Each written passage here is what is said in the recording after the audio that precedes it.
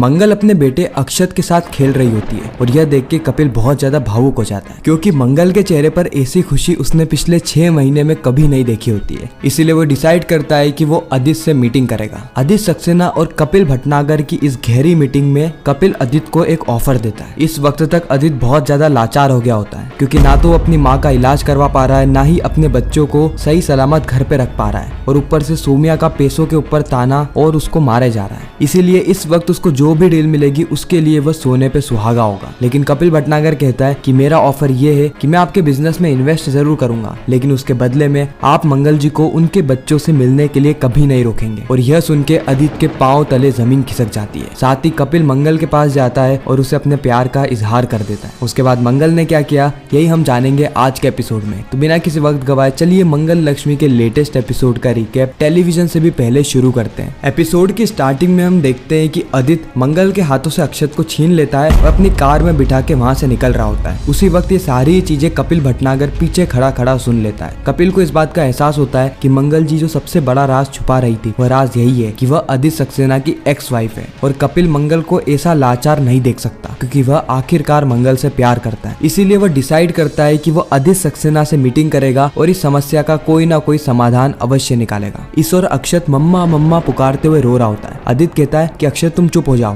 तुम्हारे पापा है ना तुम्हारे साथ, जो कि तुम्हें बोर्डिंग स्कूल से निकाल कर लाए, अब तुम मेरे साथ ही रहना घर पे। लेकिन अभी भी अक्षत रो रहा होता है। अदित कहता है कि अगर तुमने रोना बंद नहीं किया ना अक्षत, तुम्हें वापस से बोर्डिंग स्कूल में छोड़ के आ जाऊंगा। उसी वक्त अदित को एक कॉल आता है, जो कि होता है कपिल भटनागर के ऑफिस से, जहाँ पे अदित को एक मीटिंग के लिए बुलाया जाता है। अदित कहता है कि यह तो गोल्डन अपॉर्चुनिटी है। अदित कहता है कि हम शाम को मीटिंग नहीं कर सकते। कपिल के ऑफिस से उसे पता चलता है कि मीटिंग तो अभी के अभी ही है। अदित सोचता है कि मैं अक्षत का क्या करूं, इसे वापस से कार में छोड़ के तो नहीं जा सकता ना। अदित वापस कपिल भटनागर के ऑफिस के बाहर जाता है और मंगल से कहता है कि मंगल बस तुम थोड़ी सी देर अदित का ख्याल रखना, मेरी एक अर्जेंट मीटिंग है, मैं अभी आया। साथ ही अदित मन ही मन में यह भी सोच रहा होता है कि अगर ये मुसीबत नहीं होती ना, मैं कभी भी इस मंगल से मदद की गुहार नहीं लगाता। मंगल इसके लिए मान जाती है और सीधे अक्षत के पास चली जाती है। मंगल ने सारी चीजें अदित की मदद करने के लिए हाँ नहीं करी, बल्कि वह अक्षत से बहुत ज्यादा प्यार करती है। वह उसकी असली माँ है, इसलिए यह माँ अपने बेटे के साथ समय गुजारना चाहती थी। इस ओर कपिल भटनागर अपनी ऑफिस की खिड़की से मंगल को देख रहा होता है कि मंगल कितनी ज्यादा खुश है। इतना खुश तो उसने पिछले 6 महीने में मंगल को कभी भी नहीं देखा। साथ ही उसे इस बात का दुख भी होता है कि वो किस आदमी के साथ फंस गई थी। अदित सक्सेना, इतना अकड़ू, इतना गवार आदमी। इसे इंसान को मैं पढ़ा लिखा गवार कहूंगा, लेकिन अब क्या कर सकता। मुझे नहीं पता था कि मंगल जी ने अपनी लाइफ में इतनी ज्यादा परेशानियां सही है, इसीलिए तो इतनी ज्यादा हम्बल है। हर किसी की मदद के लिए वो सबसे पहले आगे आती है, क्योंकि उनके जीवन में उनकी किसी ने भी मदद नहीं करी। Heads off to you Mangal ji, heads off to you. लेकिन अब समय आ गया है आपकी जिंदगी बदलने का। उसी वक्त अदित कपिल भटनागर के ऑफिस में आ जाता है। इस ओर हम कुसुम को देखते हैं, जो कि प्रतिमा के द्वारा दिए गए तेल से अपनी पीठ की मालिश कर रही होती है। साथ ही प्रतिमा को कॉल करके इसके लिए धन्यवाद भी करती है। प्रतिमा कहती है कि कुसुम जी, आपका और हमारा रिश्ता तो पता ही है ना, भगवान हमें बार बार मिलाता है, आप मेरी बचपन की दोस्त की तरह हैं, तो हमारे बीच में धन्यवाद वगैरह नहीं चलता, बहुत ऑकवर्ड लगता है। कुसुम कहती है कि इस तेल की खुशबू तो बहुत जानी पहचानी लग रही है। प्रतिमा कहती है कि जानी पहचानी छोड़िए, ये तेल जिसने बनाया है ना,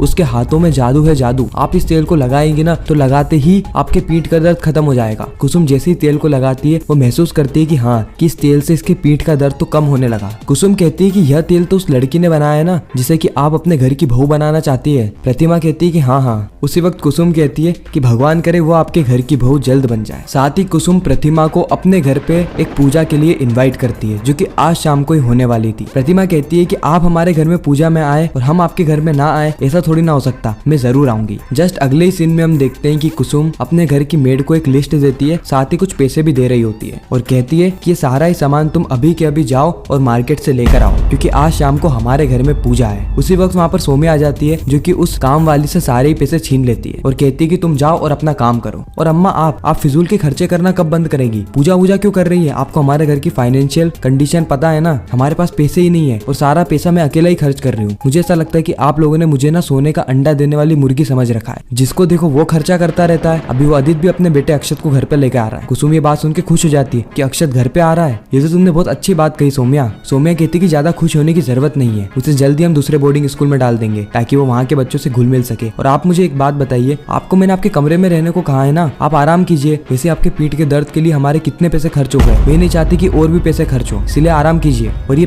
पैसे कहाँ से आए आपके पास? कुसुम कहती है कि हमारे पैसे जो कि हमने बचाए थे ऐसे ही पूजा करवाने के लिए। सोमिया कहती है कि पूजा वूजा करने की कोई जरूरत नहीं है, घर पे दिया जला लेना और ये पैसे मुझे दीजिए, क्योंकि मुझे अभी अभी पैसों की सख्त जरूरत है, बाद में आपको ही जरूरत पड़ेगी और मुझे आपको ही पैसे देने पड़ेंगे ना। इतना कहकर सौम्या पैसे लेकर वहाँ से चली जाती है। कुसुम का यहाँ पे मुंह उतर जाता है। वो सोचती है कि वो किस मुंह से अब प्रतिमा को मना करे, क्योंकि आज शाम की पूजा के लिए तो उसने प्रतिमा को इन्वाइट तक करा है। इस और कपिल को प्रतिमा की वह बातें याद आने लगती है जो कि आज सुबह ही उसने कपिल को कही थी कि उसकी दोस्त की पीठ में बहुत ज्यादा दर्द है, उन्हें ऑपरेशन करवाना है, लेकिन उनके पास अभी इतने पैसे ही नहीं है। उनका बेटा बहुत ज्यादा स्ट्रगल कर रहा है, अपने बिजनेस के लिए इन्वेस्टर ढूंढ रहा है, इसीलिए क्या तुम उससे मिलोगे? कपिल कहता है उसका नाम क्या है? उस वक्त प्रतिमा बताती है अदित सक्सेना। इन सारी चीज को दिमाग में रखते हुए वह अदित से मीटिंग करता है। अदित सबसे पहले तो आते ही कपिल से सॉरी कहता है, क्योंकि बीते कुछ दिनों में उसका बिहेवियर बहुत ही ज्यादा रूड था। कपिल कहता है कि अदित सक्सेना, तुमने खुद ही हमसे अपॉइंटमेंट लिया था ना, वो भी एक बार नहीं, 2 बार नहीं, 4 बार, और उसके बाद जब तुम्हें मौका मिला उसके बाद तुम ढंग से प्रेजेंटेशन भी नहीं दे पाए।